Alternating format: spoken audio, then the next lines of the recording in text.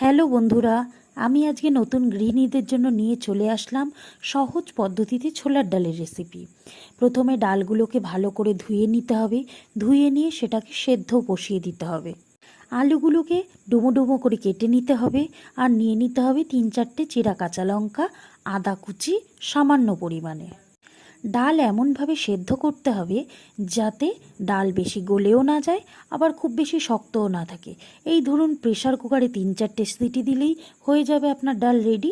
তারপরে কড়াইতে গোটা জিরে, তেজপাতা, আদা কুচি ফোড়নে দিয়ে দিতে হবে ডুমো ডুমো করে কেটে রাখা আলুগুলো ততক্ষণ নাড়তে হবে যতক্ষণ না আলুগুলো লাল লাল হয়ে যাচ্ছে।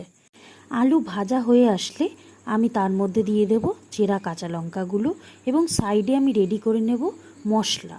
যেমন তার মধ্যে লাগবে হলুদ, লঙ্কার গুঁড়ো, জিরের গুঁড়ো, সামান্য গরম জল দিয়ে একটু মিক্স করে রাখতে হবে।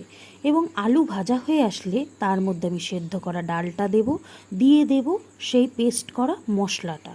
মিক্স করা মশলাটা আমি দিয়ে তা কিছুক্ষণ নাড়াবো।